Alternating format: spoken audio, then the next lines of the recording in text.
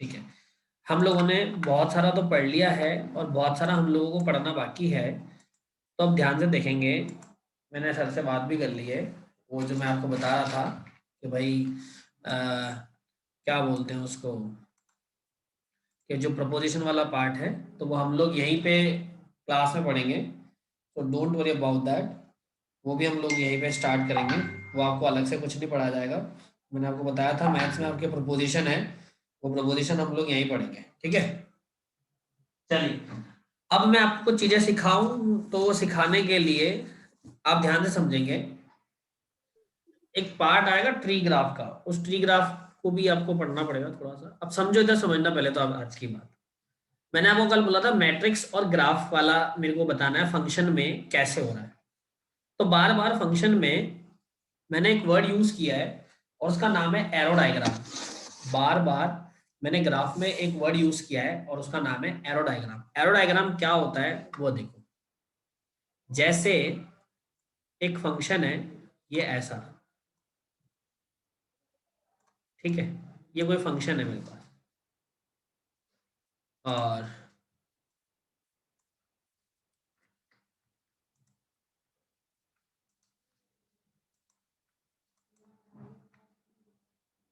अच्छा, ये तो ऐसा होगा ना, कोई भी इसमें लाइंस तो होती ही नहीं है।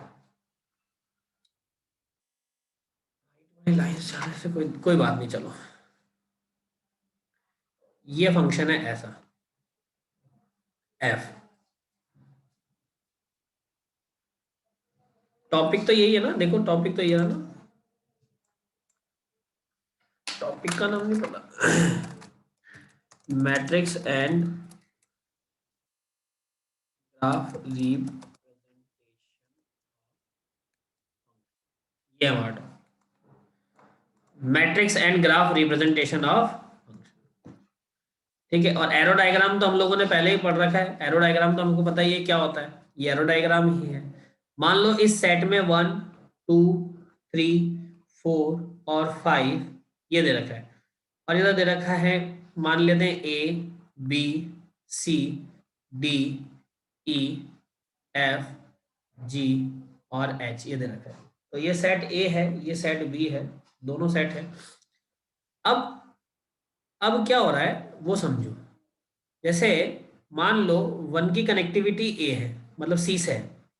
2 की कनेक्टिविटी मान लो डी से है। 3 की कनेक्टिविटी ए से है।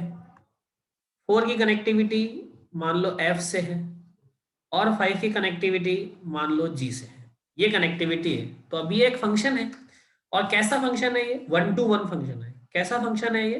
1 to 1 फंक्शन है। क्यों? क्योंकि हर एलिमेंट का एक यूनिक एलिमेंट के साथ में रिलेशन है, इसलिए 1 to 1। अब इस फंक्शन की मैं अगर रोस्टर फॉर्म निकालना चाहता हूं तो वो क्या आएगा? 1 C, 2 D, और 3 A, 4 F, और 5 G। यही आएगा मेरे पास, ये इसकी रोस्टर फॉर्म आ गई। ये मेरे पास क्या आ गया? Roster form. क्या आया? Roster form. और किसकी रोस्टर फॉर्म है ये? इसकी रोस्टर फॉर्म है गिवन फंक्शन की। इसकी रोस्टर फॉर्म है गिवन फंक्शन की रोस्टर फॉर्म है। ये मेरे पास एक एग्जांपल है, एग्जांपल नंबर। अब मेरे को क्या करना है भाई? ये ग्राफ है, मेरी बात को बहुत ध्यान से समझना। अब ये ग्राफ है, अब इसकी मुझे मैट्रिक्स बनानी है। तो मैट्रिक्स कैसे बनेगी और कैसे हम बनाएंगे उस बात को समझेंगे। मैट्रिक्स कैसे बनेगी और कैसे हम उस चीज को समझने वाले हैं, आप उसको बहुत ध्यान से देखिएगा। वो आपके लिए बहुत इंपॉर्टेंट है,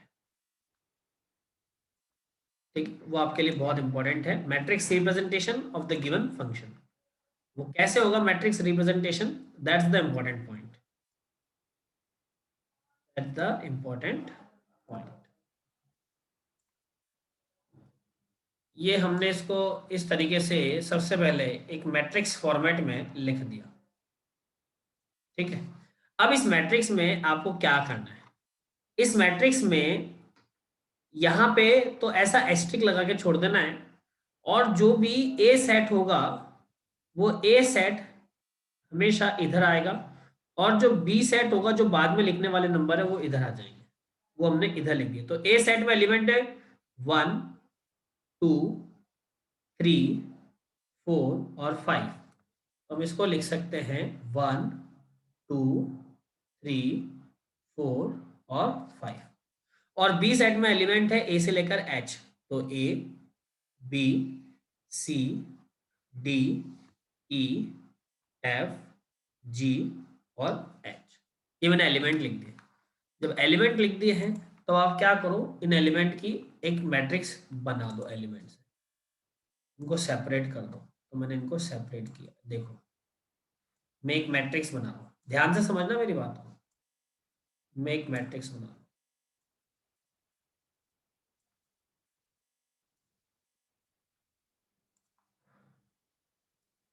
ये हम इसकी मैट्रिक्स बना रहे हैं।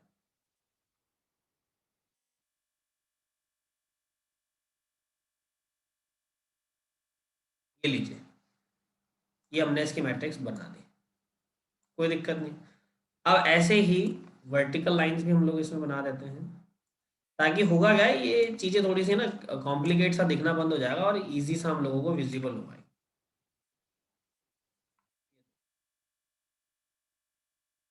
ये मैंने बना दिया, यहाँ तक सभी को क्लियर होगा अभी तक। अब मैंने क्या करना है, अब मैंने क्या करना है, आपको ये ध्यान देना है, ये समझना है कि भाई ये जो रोस्टर फॉर्म है या फिर ये जो फॉर्म है, ये जो रोस्टर फॉर्म है या फिर ये जो डायग्राम है, इन दोनों को देख लो, इन दोनों में से किसी को भी आप यूज कर सकते हो। अगर डायग्राम देखते हो तो देखना वन किससे कनेक्टेड है, और रोस्टर फॉर्म देख लो तो भी देखना है वन का किससे रिलेशन। तो अभी वन कनेक्टेड है सी से, तो वन और सी के बीच में जाके आप क्या लगा दोगे, वन लिख दो, वन और सी के बीच में जाके वन लिख दो। क्यों? क्योंकि वन और सी की कनेक्टिविटी है। ऐसे ही टू किससे कनेक्टेड है, टू कनेक्टेड है डी से, तो टू वाले रो में जाओगे, मतलब कॉलम में जाओगे और डी रो पे जाके वन लिख दोगे। क्यों? क्योंकि टू और डी का कनेक्शन, टू और डी का कनेक्शन। ऐसे ही फिर आप थ्री को ए से कनेक्ट कर रहे हो, फोर को जो है एफ से कनेक्ट कर रहे हो, ये फोर एफ से कनेक्ट हो गया, और फाइव जो है वो जी से कनेक्ट हो जाएगा, तो ये फाइव जी से कनेक्ट हो। तो ये जो रिलेशनशिप आपने बनाया, उस रिलेशनशिप को आपने कनेक्ट कर दिया, और कनेक्ट करते ही आपने क्या लिख दिया, जो जो कनेक्टिविटी है उस पर वन लिख दिया। और जो कनेक्टिविटी नहीं है, जैसे ये नहीं है, तो आप इसको क्रॉस भी लिख सकते हो या फिर जीरो लिख सकते हो, ये आप पे डिपेंड करता है, आप क्रॉस लिखो या जीरो लिखो। और कुछ नहीं भी लिखोगे तो भी कोई गलत नहीं है, कुछ नहीं भी लिखोगे तो भी कोई गलत नहीं है। आप अभी यहाँ छोड़ देते हो तो दैट्स इज द। लेकिन एक बात ध्यान रखना, यहाँ पे इस एस्ट्रिक में आपको बताना पड़ेगा कि ये क्या है, एक्चुअल में ए कॉमा बी है, मतलब ए पहले और बी बाद में आएगा। ये एस्ट्रिक में यहाँ पे ऐसे एरो करके आपको लिखना है बस कि ये ए कॉमा बी है, ये क्या है, ए कॉमा बी है, ऐसा आपको लिखना है। तो अभी जो मैंने ये मैट्रिक्स बताई, इस मैट्रिक्स में आपको कोई दिक्कत हो तो पूछ लो पहले। किसी को कोई डाउट है क्या इस मैट्रिक्स में? नो कोई भी सर। स्टूडेंट नहीं है, किसी को भी डाउट? तो ये नोट कर लो जिसको भी करना है, फिर उसके बाद हम लोग इसी चीज को एक आगे दूसरे वे में और पढ़ते हैं। मतलब अगर एरो डायग्राम किसी और वे में आ जाए तो हम लोग उसको कैसे सॉल्व करेंगे।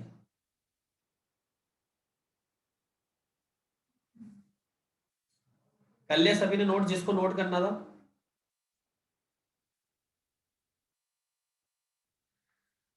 कर रहा हूँ सर। हाँ कर लो, नोट करते आप इन्फॉर्म कर देना ताकि हम लोग उसके अकॉर्डिंग आगे बढ़े।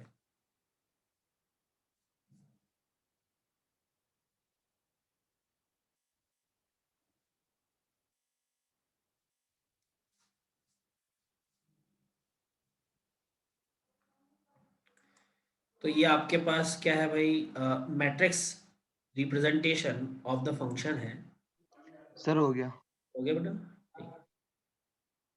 देखो ये आपके पास क्या है, matrix representation of the function है।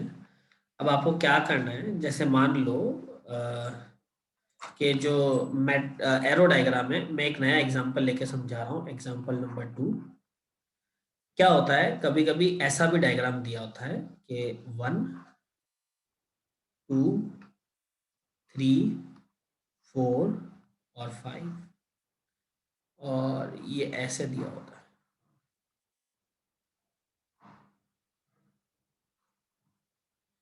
ये कुछ ऐसे लिखा होता है, रिलेशन में ऐसा दिया होता है, फंक्शन में भी देते हैं, लेकिन फंक्शन का डायग्राम भी ऐसे ही बन सकता है। अभी मैं रिलेशन के लिए ऐसा डायग्राम बना रहा हूँ, क्योंकि फंक्शन में थोड़ा सा ध्यान रखना पड़ता है ना, तो अभी हम लोग थोड़ा सा बना,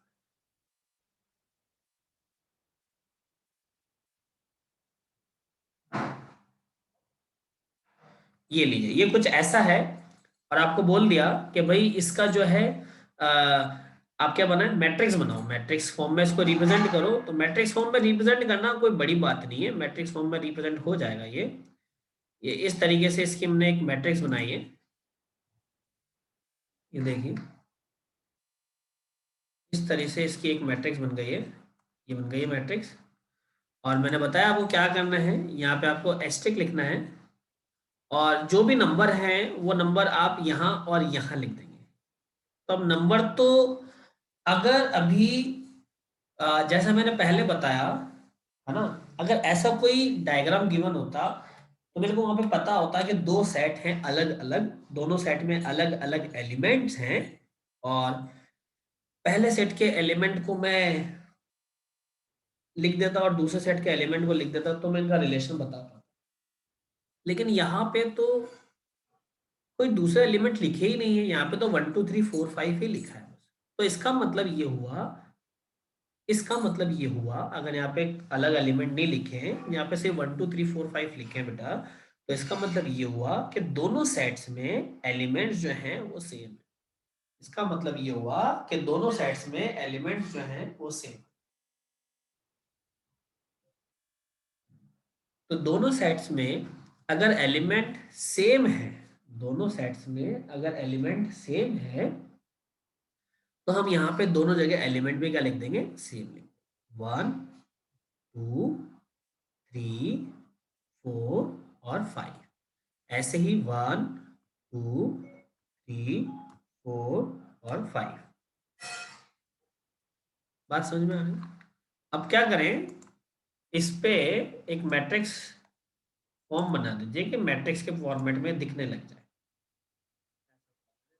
मैट्रिक्स के फॉर्मेट में इसको बना दिया, ताकि क्या होगा, ये पूरा एक मैट्रिक्स के तरीके से दिखने लग जाएगा। ये लीजिए,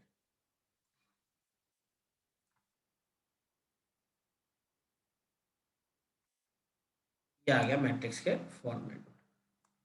सारी बात सुनो। अब सबसे इंपॉर्टेंट बात,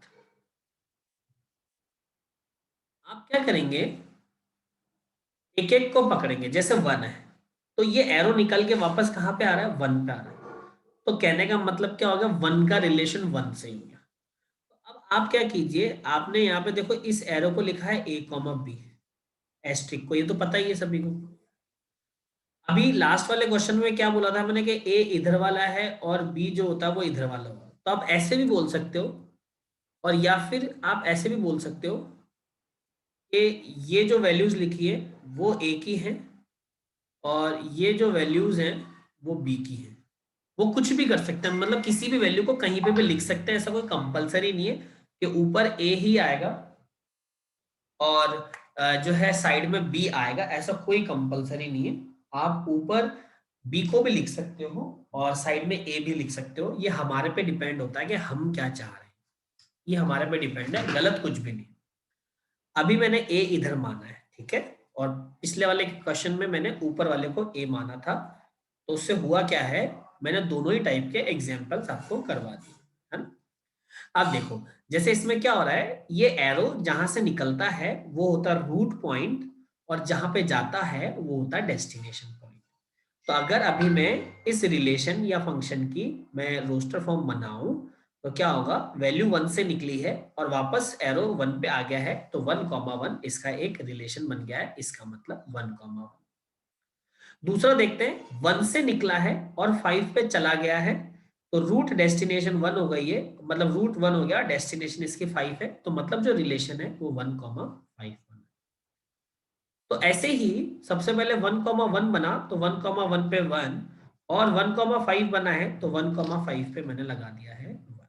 इतनी बात अगर क्लियर आ रही है, मतलब समझ में आ रही है, तो आप बताओ समझ में आ रही है, इतनी बात समझ में आ रही है क्या भाई, यस और नो।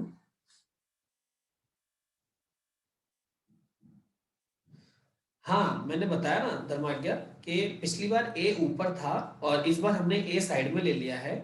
तो ऐसा कोई कंपलसरी नहीं है कि ए हमेशा ऊपर ही आएगा। आप किसी मैंने यहाँ पे ए साइड में इसलिए लिखा है ये बताने के लिए कि आप किसी भी वैल्यू को कहीं पे भी प्लेस कर सकते हो।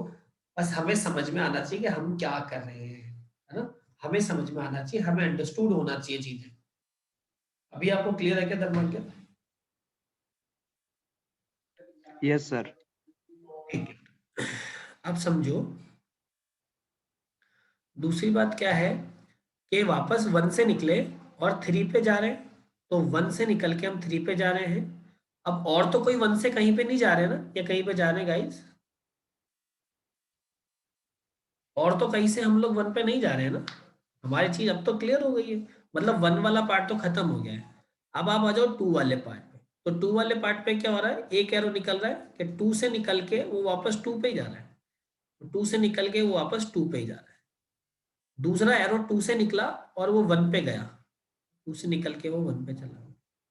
तीसरा एरो जो है ये, वो 2 से निकला और 3 पे चला गया। और 2 से निकल के 3 पे चला गया। तो 2 वाला पार्ट भी हमने क्लियर कर दिया। 2 से जो जो एरो निकल रहे थे उनको हम लोगों ने देख लिया कि वो एरो कहाँ कहाँ जा रहे। हम लोग सिर्फ यहाँ से निकलने वाले एरो की बात करेंगे, आने वाले एरो की हम बात नहीं करेंगे। 2 के बाद हम एलिमेंट 3 पे आते हैं। तो एक 3 से निकल के वापस 3 पे ही आ रहा है। तो 3 से निकल के वापस 3 पे ही आया।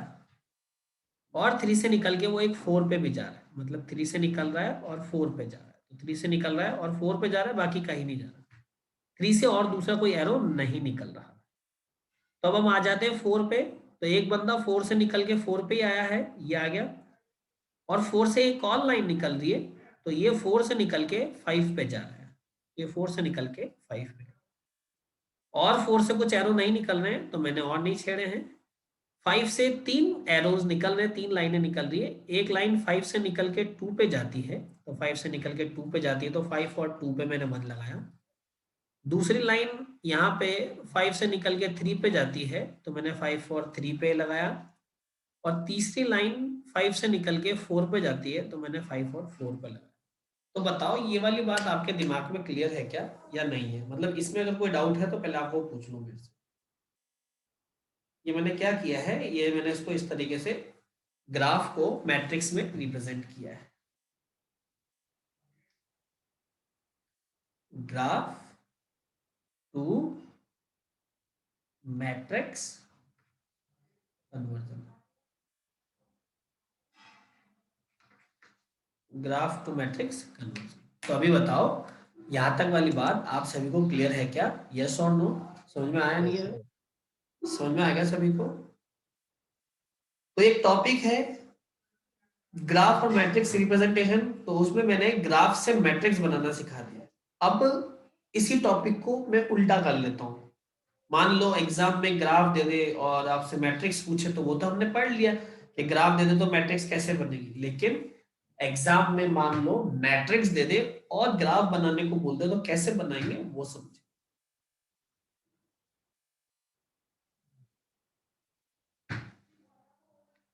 ये नोट कर लिया क्या दिमाग में आपने? Yes sir. ठीक है। अब देखो बच्चों, एग्जाम में अगर आपसे ऐसा पूछे कि आपको मैट्रिक्स दे देता है और ग्राफ बनाने को बोलता है कि इसका ग्राफ बनाओ, तो कैसे बनेगा आप उस चीज को भी समझेंगे बड़े ध्यान से देखेंगे। लोग एक मैट्रिक्स पहले बना देते हैं।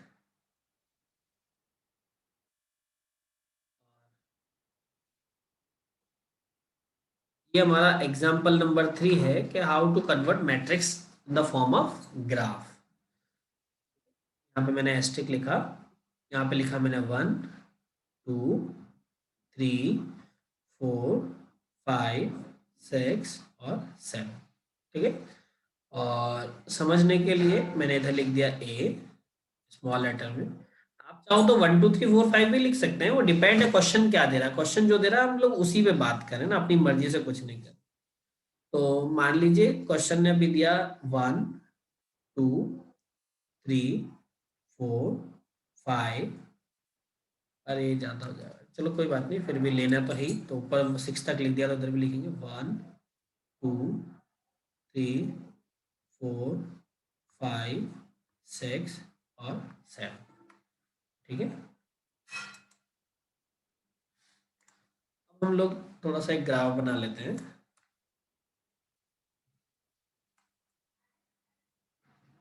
ये देखिए,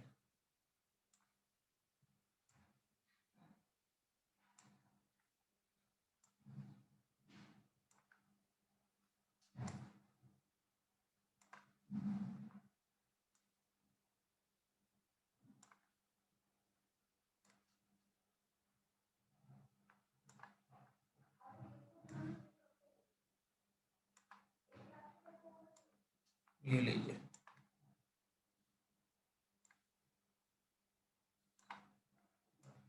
ये मैट्रिक्स आ गई है। अब एग्जाम में क्या होगा, मान लो ऐसी मैट्रिक्स दी हुई है और आपको बोल दे कि भाई ग्राफ बनाओ, तो कैसे बनाएंगे वो समझेंगे। ठीक है, वो मैं समझाता हूँ।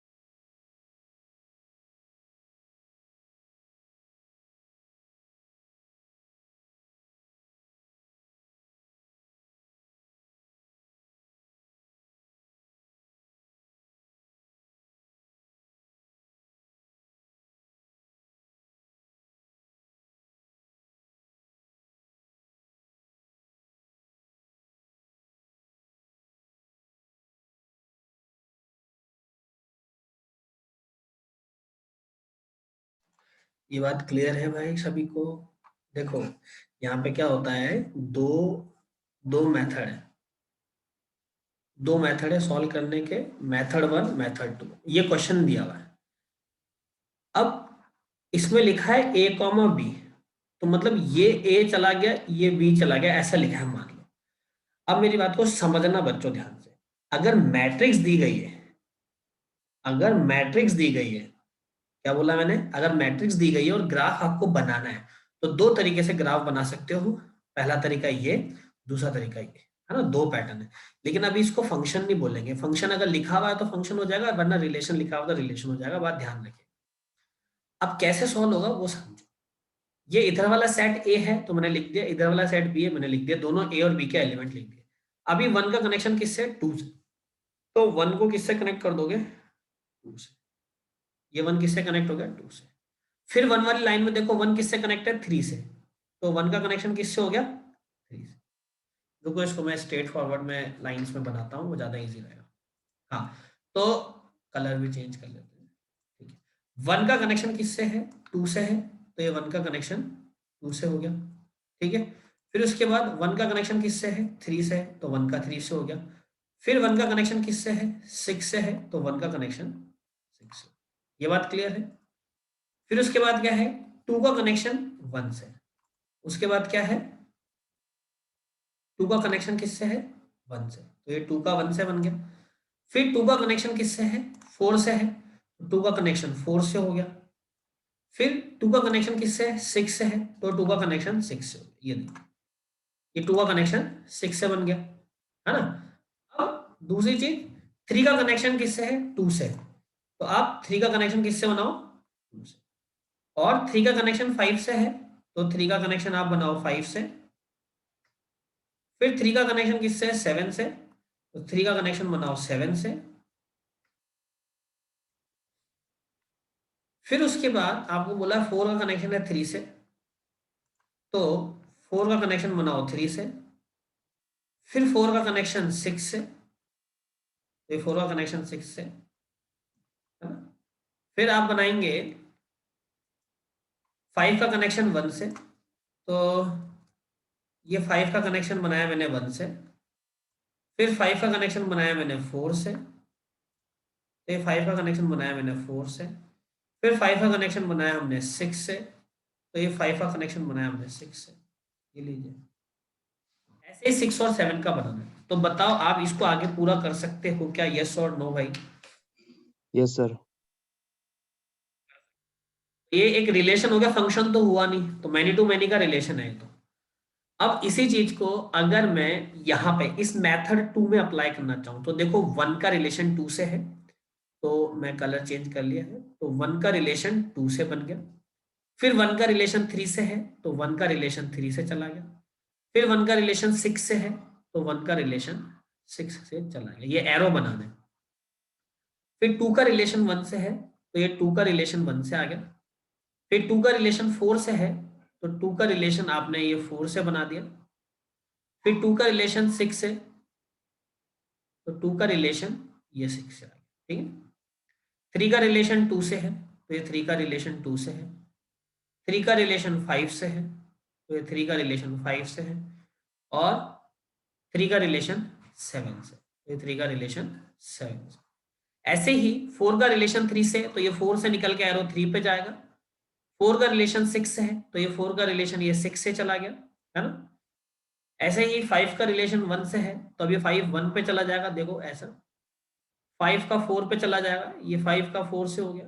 और ऐसे फाइव का सिक्स से है, तो ये फाइव का सिक्स से चला। तो ऐसे ही सिक्स और सेवन को भी करना है, तो सिक्स का रिलेशन टू से है, तो ये थोड़ा सा इसमें ये सिक्स का टू से गिचपिच सा बनेगा, सिक्स का टू से है, क्योंकि मैंने बहुत बड़ा रिलेशन लिया है, सिक्स का फाइव से है, ज्यादा रिलेशन है इसमें। और सिक्स का सेवन से, ये सिक्स का सेवन से। ऐसे ही सेवन का वन से है, सेवन का थ्री से है, सेवन का सिक्स है, ये रिलेशन बन गया। तो बताओ ये वाली बात आप सभी को क्लियर है क्या, पूरी क्लास में ये वाली बात समझ में आ गई है, हाँ या ना? Yes sir. सभी को समझ में आ गई? तो अभी क्या करता हूँ मैं, ये वाला भी सिक्स सेवन का कंप्लीट कर ही देता हूँ ना, ज़्यादा इजी रहेगा, वरना फिर रहेगा कि भाई मैंने आधा बनाया है।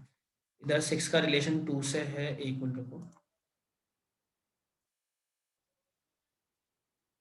6 का 2 से है, 6 का 5 से है,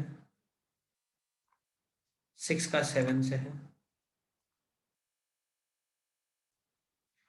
फिर उसके बाद आ जाओ 7 का बनाते हैं 1 से, तो ये 7 का बनाते हैं 1 से, फिर 7 का बनाएंगे 3। ये एक्चुअली मैंने बहुत सारा रिलेशन इसमें ले लिया, इतना रिलेशन कभी एग्जाम में होता नहीं है और ना इतना बड़ा होता है। 7 का है 6 से, 7 का 6 से, तो इसलिए टेंशन मत लेना कि इतना बड़ा रिलेशन कैसे बना है, इतना बड़ा एग्जाम में नहीं आता। मैंने बहुत बड़ा रिलेशन लिया है ताकि आपको सारी कॉम्प्लेक्सिटी क्लियर हो जाए। ये इस तरीके से दोनों दोनों ही पैटर्न, आप किसी भी पैटर्न से अपना जो है एरो डायग्राम बना के उसको क्लियर कर सकते हो। अगर मैट्रिक्स फॉर्मेट में वो आपको रिलेशन या फंक्शन मैट्रिक्स फॉर्मेट में गिवन हो और उसको ग्राफ फॉर्मेट में कन्वर्ट करना हो, तो ग्राफ फॉर्मेट में कन्वर्ट करने के ये दो पैटर्न होते हैं। किसी भी पैटर्न से आप क्लियर कर सकते हो, चाहो तो इस पैटर्न से क्लियर कर लो, चाहो तो इस पैटर्न से क्लियर कर लो, दोनों ही पैटर्न से। लेकिन आपका सवाल ये होना चाहिए, वो इसलिए धर्माज्ञा इसलिए बिगड़ गया ना क्योंकि इसमें रिलेशन बहुत सारे हैं, मतलब बहुत बड़ा बड़ा रिलेशन है, इसमें दुनिया भर का रिलेशन आया है, इसलिए ये सब ऐसा घिचपिच हुआ है। वरना एग्जाम में इतना बड़ा घिचपिच नहीं आता ना, डोंट वरी, बहुत छोटा सा एग्जाम में आता है।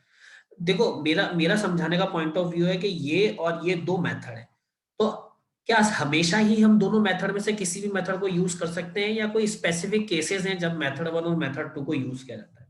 तो सुनो, हमेशा दोनों मेथड एक साथ यूज नहीं आ सकते। मेथड 2 जो है, मेथड 2 जो है, ये वाला मेथड जो है, ये सिर्फ तभी काम आ सकता है जब जब इधर वाले नंबर और इधर वाले नंबर दोनों सेम हो। मतलब इधर वाले सेट्स के एलिमेंट और इधर वाले सेट्स के एलिमेंट अगर दोनों सेम हैं तो ही ये एलिमेंट या ये एरो डायग्राम बनेगा मेथड 2 वाला, वरना हमेशा मेथड 1 ही बनेगा। ठीक है, तो यहां पे लिख सकते हैं कि you can use this method if and only if all the element of all the element of both the sets are equal। अगर दोनों सेट्स के सारे एलिमेंट इक्वल है, दोनों सेट, जो भी दो सेट दिए हुए हैं, जो भी दो सेट है, उन दोनों सेट के सारे एलिमेंट अगर इक्वल है, दोनों सेट के सारे एलिमेंट अगर इक्वल हैं, तो ही आप ये मेथड 2 को यूज कर सकते हो, वरना मेथड 2 आप यूज नहीं कर सकते अलग अलग के केस में। तो अलग अलग के केस में मेथड 1 ही यूज होगा। तो मेथड 1 जो है वो यूनिवर्सल मेथड है, आप अलग अलग के केस में भी यूज कर सकते हो और आप सेम के केस में भी यूज कर सकते हो। अभी बताओ, मैंने आपको जो ग्राफ वाली टेक्निक सिखाई है, इसमें आपको कोई डाउट या कोई दिक्कत है तो आप मेरे से पूछ सकते हो, कोई प्रॉब्लम है तो पूछ लो। है कोई प्रॉब्लम किसी को भी? नहीं है? क्लियर है सभी को? तो आप समझो, नोट तो कर ही लिया होगा जिसको करना था, अब आप समझेंगे बात को। एक तो ये आपका बिल्कुल भी शेयरिंग मोड में पता नहीं क्यों नहीं आया। ठीक है, कोई बात नहीं। ये देखिए, ये आपको स्क्रीन विजिबल होगी,